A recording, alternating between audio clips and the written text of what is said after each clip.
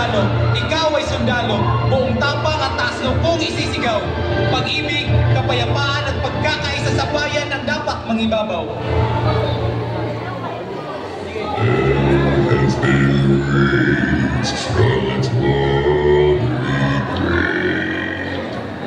By virtue of the powers vested in me by the Constitution and by law, I have to declare martial law in the Mindanao group of violence for a period that exceeding 60 days, effective as of May 23, 2017. Nagkasagupa sa Marawi City ang mga sundalo at mga hindi nalang miyembro ng Maute Group. Nagkasagupa ang tropa ng militar at Maute Group sa Marawi City. Naglinggo na sila eh. Nakapusto na sila bago tayo pumasok. This man stole the queen from her. Hindi agad naunawaan ng mga residente na may malaking pag-ataking gagawin ng Bounty Group sa Marawi City.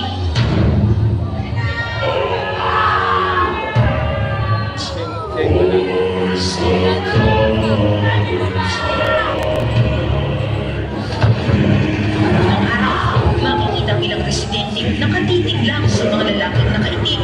Ang iba, sige lang sa pagbiyahe. I am ordering you to crash. Walang stop.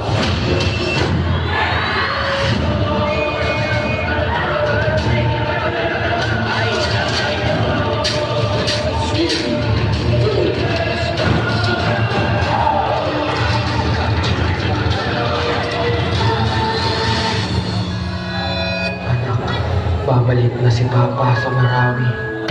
Pamilis kita. Papa. Ayaw ng presidente.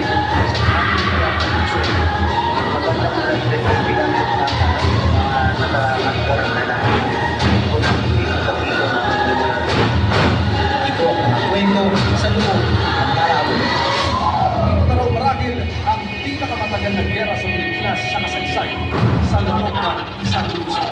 Masasaksikan natin ang malagyan ng kapatid ang internasyonal. Mga teroristang iwan at Obama. Lahat ng tatanong matuloy ang kahayaan nila ng kapatid maglaban. Itigil na ang ingay. Tama na ang butuan. Itigil na ang digmaan. I will not talk anymore kasi marami na ang soldado.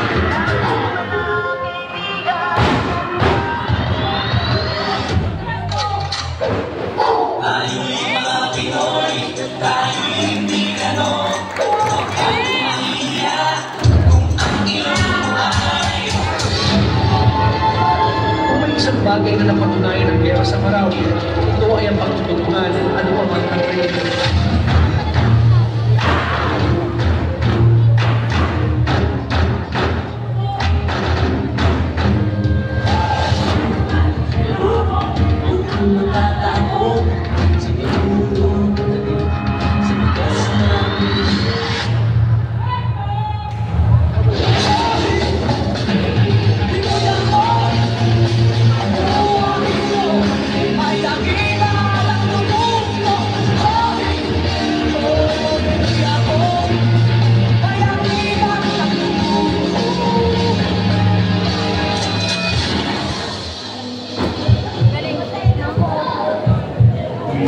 Papa, sinulat ko to para sabihin bukas po ay makapag-graduate na po ako.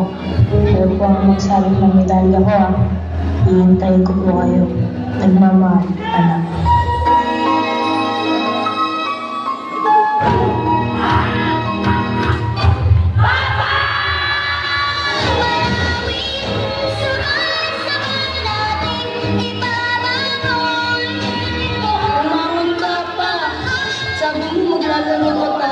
Sabi mo, uuwi ka.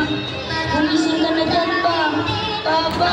Isang labing hapon, sisikat ang araw sa isang bago. Ngayon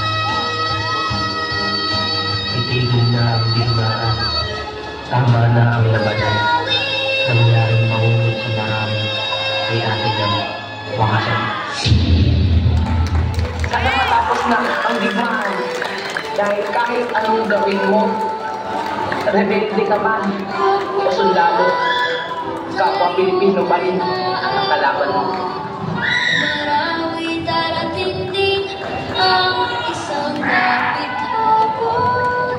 Sisikat ang meron. Once again, the Peace Squad from Valenzuela City. Ay, Halika na, party na iyak ako.